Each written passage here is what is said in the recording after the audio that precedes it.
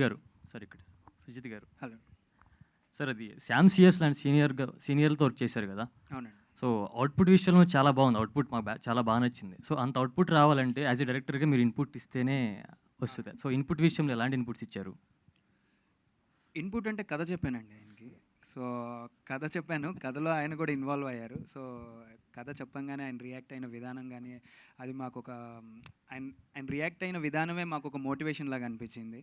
So ఆయన చాలా ఇంట్రెస్టెడ్గా and he has put his heart and soul into this subject అండి. మీరు ఆయన ఇచ్చే బీజిఎంకి చాలా కనెక్ట్ అవుతారు అండ్ సాంగ్స్ ఆల్రెడీ చూసారు మీరు. సో చాలా సీనియర్ కదా, అంటే మీరు ఎలాంటి ఎక్స్పీరియన్స్ ఫేస్ చేశారు? అలాంటి ఒక ఒపీనియన్ రాలేదండి. ఆయన సీనియర్, మేము జూనియర్స్ అనే ఒక వేవ్ లెంత్ ఆయన అసలు క్రియేట్ చేయలేదు. ఎప్పుడు కలిసినా ఎప్పుడు మాట్లాడినా చాలా ఫ్రెండ్లీ వే ఆఫ్ టాకింగ్ ఉంటుంది మా మధ్యన. సో ఏదైనా అవుట్పుట్ మేము ఏదైనా ఇన్పుట్స్ ఇచ్చినప్పుడు ఆయన యాక్సెప్ట్ చేయడం, ఆయన నుంచి ఆయన ఎక్స్పీరియన్స్ మాకు షేర్ చేసుకోవడం చాలా చాలా ఫ్రెండ్లీ వేలో జరిగిందండి. వీఆర్ వెరీ హ్యాపీ అండి. Okay Kiran garu. Sir. So congratulations sir first cinema కోసం. Thank you sir. సో మిమ్మల్ని ఫస్ట్ టైం చూసిన దగ్గర నుంచి మీరు చాలా క్యాజువల్గా ఉంటారు, అంటే లుక్ విషయంలో. అంటే జనరల్గా బయట నార్మల్ సెలబ్రిటీ అయితేనే కాస్ట్యూమ్ మొత్తం మార్చేయడం, లుక్ మార్చేయడం చేస్తూ ఉంటారు. సో మీరు ఫస్ట్ నుంచి కూడా చాలా కూల్గా క్యాజువల్గా అనిపిస్తారు. సో దానికి మన సీక్రెట్ ఉందా? అలా ఏం లేదన్న, ఇలా అయితే చాలా కంఫర్టబుల్గా ఉంటాను. నార్మల్ ఏదో షర్టు జీన్స్ ప్యాంట్ అయితే అంటే నాకు ఇలా చాలా క్యాజువల్గా ఉండడం చాలా ఇష్టం. అందుకే దానికోసం ఏదో బయటకు వచ్చినప్పుడు ఏదేదో చెయ్యాలి, అలా కనపడాలి ఇలా కనపడాలన్న ప్రయత్నం అయితే చేయను. నా అలా ఎంత న్యాచురల్గా ఉంటే అంత బెటర్ అని చాలా సింపుల్గానే ఉంటాను. Okay thank you. Rajasekhar garu. Hi అండి, this is Rani. So as a ప్రొడ్యూసర్గా దిస్ ఈజ్ ఫస్ట్ ఫిలిం.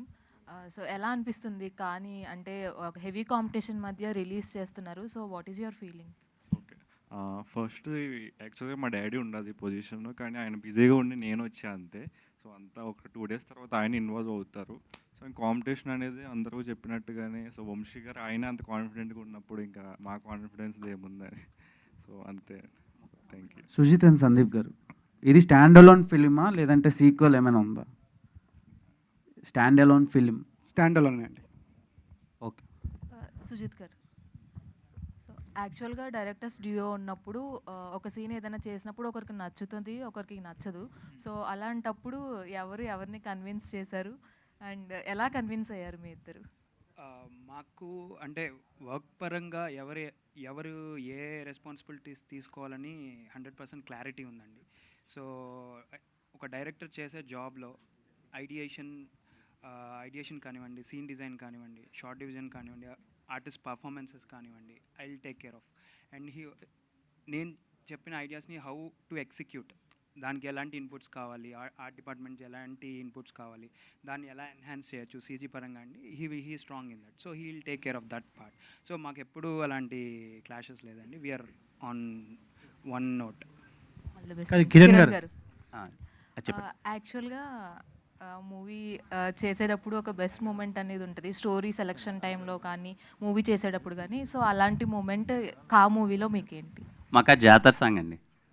హడావిడి అంతమందిని సెట్లో చూసి ఒకసారి ఆ వైబ్, ఆ సెట్, సుధీర్ మా ప్రొడక్షన్ డిజైనర్, అది సుధీర్ ఆ సెట్ అంతా చూసి మేము నిజంగానే పల్లెలో ఒక జాతరలో డ్యాన్స్ చేస్తున్నాను వైపుకి వెళ్ళాం. మేమందరం దానికి థ్యాంక్స్ చెప్పాల్సింది గోపాలకృష్ణ గారికి, మా ప్రొడ్యూసర్ గారు. అసలు అంటే అంత ఫ్రీడమ్ ఇచ్చారండి ఈ సినిమా. లేదమ్మా మంచి కంటెంట్ ఉంది మీరు చేయండి అని చెప్పి అసలు ఎక్కడ మాకు అన్ని విధాలా సపోర్ట్ చేశారు. ఆయన సపోర్ట్ వల్ల ఆ సాంగ్ని అంత గ్రాండ్గా చాలా మేము నిజంగా జాతరలో ఉన్నట్టు ఎంజాయ్ చేసాం. I think that was the best moment మా అందరికీ సెట్లో. సుజిత్ గారు, ఈ మూవీ ఎక్కువ యాక్షన్ ఎక్కువగా ఉండబోతుందా లేదంటే స్టోరీ మీద ఎక్కువగా బేస్ అవ్వబోతుందా? అంటే మనం టైటిల్లో చూస్తే రెడ్ కలర్ కనిపిస్తుంది. సో ఏమైనా ఇండికేషన్ ఏమైనా ఉందంటారా యాక్షన్కి? లేదు అంటే ఓన్లీ స్టోరీ బేస్ అంటారా ఎక్కువగా? అంటే రెండు మోస్ట్లీ ఈక్వల్గా ఉంటాయండి.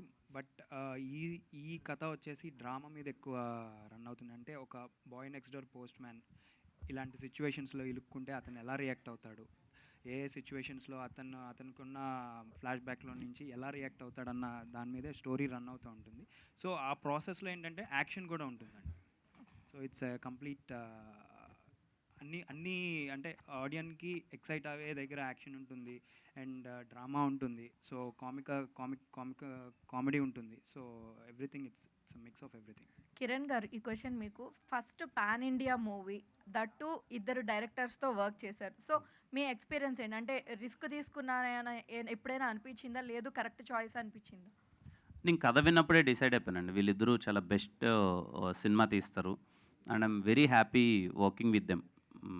అంటే వాళ్ళిద్దరికి ఉన్న క్లారిటీ, కొన్ని కథలు మనం ఫస్ట్ టైం విన్నప్పుడు అరే భలే ఉంది, ఏదో కొత్త ఎక్స్పీరియన్స్ ఉంది, మనమే ఎప్పుడు ఇలాంటిది వినలేదు, ఎలాంటిది చేయలేదు, మన వాళ్ళకు కూడా చాలా బాగుంటుంది ఇలాంటి సినిమా అన్న ఫీలింగ్ కలుగుతుంది.